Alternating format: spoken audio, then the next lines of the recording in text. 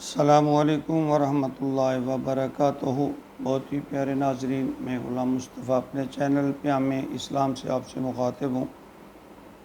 میری آپ سے گزارش ہے کہ آج اب تک اگر میرے چینل کو آپ فالو نہیں کر رہے یا سبسکرائب نہیں کیا تو یوٹیوب پہ اس کو سبسکرائب کر لیں اور فیس بک پہ فالو کریں، تاکہ آنے والے تمام جو اسباق ہیں یا درس قرآن ہے وہ آپ تک پہنچتا رہے، اور اللہ رب العزت ہمیں اس کو سمجھنے کے بعد اس پر عمل کی بھی توفیق عطا فرمائے، آمین۔ آج کا ہمارا سبق سورۃ آل عمران آیت نمبر 126 اور 127 پر مشتمل ہے۔ اعوذ باللہ من الشیطان الرجیم، بسم اللہ الرحمن الرحیم۔ وما جعلہ اللہ الا بشرا لکم ولتطمئن قلوبکم بہ وما النصر الا من عند اللہ العزیز الحکیم لیقطع طرفا من الذین کفروا او یکبتہم فینقلبوا خائنین۔ اللہ رب العزت مدد جو ہے نا وہ اللہ کی طرف سے ہے، فرشتے تو بہانہ ہوا کرتے ہیں۔ سابقہ آیات میں اللہ رب العزت نے غزوہ بدر میں جو فرشتوں کی مدد کا تذکرہ فرمایا تھا، اب ان آیات میں اللہ رب العزت نے بالکل واضح فرما دیا کہ فرشتے تو صرف تمہارے دل کی تسلی کے لیے میں نے بھیجے تھے، ورنہ اللہ کو فرشتے بھیجنے کی اتنی ضرورت بھی نہیں ہے، وہ بغیر فرشتوں کے بھی تمہاری مدد کر سکتے ہیں، کیونکہ وہ جو ذات ہے وہ کن فیکون کی شان رکھتی ہے۔ فرشتوں کی بشارت تو تمہارے لیے بس ایک وہ جس طرح طبع بشری کے تقاضے کو پورے کرنے کے لیے ہے، تمہارے دلوں کو اطمینان دینے کے لیے ہے، تاکہ تمہارے دلوں کو کچھ اطمینان ہو جائے۔ فرمایا وما جعلہ اللہ، اور اللہ نے نہیں بنایا الا بشرا لکم، مگر تمہارے لیے بشارت، ولتطمئن، تاکہ اطمینان ہو جائے، قلوبکم، تمہارے دلوں کو بھی اس سے کہ اللہ فرماتے ہیں کہ میں نے تو صرف یہ بشارت تمہیں اس لیے دی ہے کہ تمہارے دلوں کو اطمینان ہو جائے، جس طرح کہ حضرت ابراہیم علیہ السلام کا تذکرہ آتا ہے کہ جب اللہ تعالیٰ نے فرمایا کہ میں ہی ہوں جو مارتا ہوں پھر زندہ کرتا ہوں، یہ ماروں گا، تو اللہ ابراہیم علیہ السلام نے اللہ تعالیٰ سے تقاضا کیا کہ یا اللہ آپ کیسے کرتے ہیں، مجھے دکھاؤ۔ تو اللہ تعالیٰ نے فرمایا کیا تمہیں میری ذات پہ یقین نہیں ہے؟ تو آپ نے فرمایا نہیں ہے، لیکن میں دل کو اطمینان دینے کے لیے یہ کہہ رہا ہوں۔ تو یہاں بھی اللہ فرما رہے ہیں وَلِتَطْمَئِنَّ قُلُوبُكُمْ بھی، تاکہ تمہارے دلوں کو یہ اطمینان آ جائے۔ وَمَن نَّصْرُ إِلَّا مِنْ عِنْدِ اللَّهِ، ورنہ مدد جو ہے وہ تو اللہ ہی کی طرف سے ہے، عزیز الحکیم، جو غالب اور حکمت والا، غالب بھی ہے، سب کے اوپر حاوی ہے، طاقت رکھتا ہے، اور وہ حکمتیں بھی جانتا ہے۔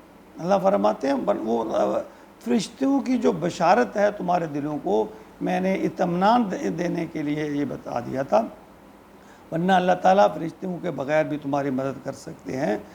تو اگر 3000 کی تعداد میں دشمن سامنے ہو اور تمہاری مدد کو 3000 فرشتے اتر آئیں گے اور فوری طور پر حملہ آور ہو جائیں گے، اللہ تعالیٰ فرماتے ہیں 5000 بھی ہو سکتے ہیں، تو یہ اللہ تعالیٰ نے اپنے نبی صلی اللہ علیہ وآلہ وسلم کے ذریعے صحابہ کرام کو بشارت دی تھی۔ اللہ آگے فرماتے ہیں لیقطع طرفم، یہ تاکہ جو یہ کافر ہیں نا، اللہ فرماتے ہیں اس لیے تمہاری مدد کی ہے کہ لیقطع طرفم من الذین کفروا، یہ جو کافر لوگ ہیں میں ان کا بازو کاٹ دوں، ان کی ایک طرف کاٹ دوں، ان کی ایک سائیڈ جو ہے وہ کاٹ دوں، او یکبتکم، یا ان کے لیے لکھ دوں فینقلبوا خائنین، وہ خائن میں یعنی نامراد ہو جائیں، خائب و خاسر ہو کر، ناکام و نامراد ہو کر لوٹیں۔ یہ اللہ فرماتے ہیں میرا یہ منشا ہے، میں یہ چاہتا ہوں تمہاری مدد، اس لیے تمہاری مدد کر رہا ہوں کہ جو کافر ہیں میں ان کا قلع کما کر دوں، ان کو تباہ و برباد کر دوں۔ ان آیت مبارکہ کے مطالعے میں جو ہے نا ایک بات ذہن میں رہے کہ یہاں غزوہ احد کے حالات و واقعات کا جو ذکر ہے، ان پر جو تبصرہ ہے، وہ دیکھیں اللہ رب العزت نے جو قرآن پاک نازل فرمایا نا، اب پہلی صورت ہے اقرأ بسم ربک الذی، اور اس کو اللہ تعالیٰ نے رکھوایا ہے آخری پارہ میں. یہ کہ ترتیب نزولی قرآن پاک کے اترنے کی جو ترتیب ہے، اور ایک ہے ترتیب زبانی جو نبی پاک صلی اللہ علیہ وسلم نے اللہ کے حکم سے اس کو ترتیب دیا قرآن پاک کو. تو یعنی حالانکہ یہاں جنگ احد کا واقعہ مذکور ہے، ذکر کیا گیا ہے، جنگ بدر پہلے واقعہ ہوئی تھی، تو پہلے اللہ تعالیٰ نے یہ بیان آ رہا ہے ترتیب زبانی کے لحاظ سے.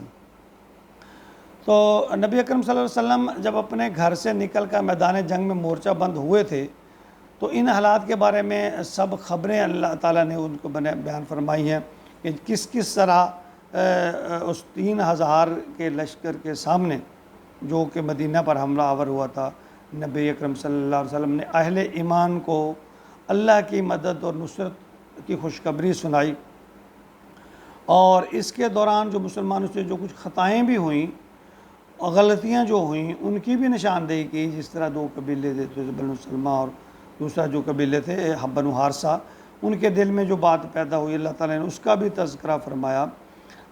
اس پر جو اللہ نے پھر اس طرح اس معاملہ کو گرفت نہیں فرمائی، بس اللہ تعالیٰ نے تھوڑی سی اس کی نشاندہی فرمائی ہے.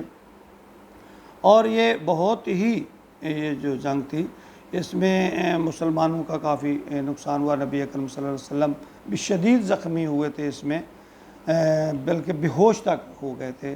تو جب آپ کو ہوش آیا تو کہا جاتا ہے نبی اکرم صلی اللہ علیہ وآلہ وسلم سے سنن ابن ماجہ کی حدیث ہے، آپ نے فرمایا کہ فَيُفْلِحُ قَوْمٌ خَضَبُوا وَجْهَ نَبِيِّهِمْ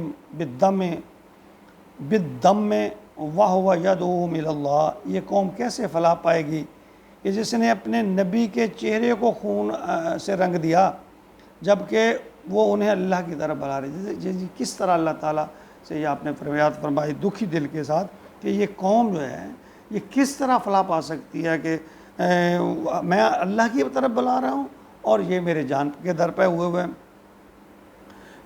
یعنی اس تلوار کا جو وار تھا نا، نبی اکرم صلی اللہ علیہ وسلم کے رخسار کی ہڈی پر پڑا تھا. آپ کے اس کے 2 دانت جو ہے دندان مبارک وہ بھی شہید ہو گئے تھے یہاں. تو خون کا فوارہ جب نکلا حضور کے چہرے پر پڑا تو حضور کا جو چہرہ تھا وہ خون سے، تو یہاں تک کہ پھر آپ بے ہوشی آپ پر طاری ہو گئی. تو یہ الفاظ آپ کے جب ادا ہوئے، اس پر یہ آیت نازل ہوئی لیس لک من الامر شیء. اے نبی صلی اللہ علیہ وآلہ وسلم، اس معاملے میں آپ کا کوئی اختیار نہیں ہے. پھر آگے اگلی آیت میں اللہ تعالیٰ نے اس کے بارے میں مزید آیا جو اگلے سبق میں اس کا تذکرہ کریں گے. اللہ رب العزت ہمیں اپنے اس کلام کو سمجھنے کی توفیق عطا فرمائے اور پھر اس پر عمل کی توفیق عطا فرمائے. آمین. وما علینا الا البلاغ المبین.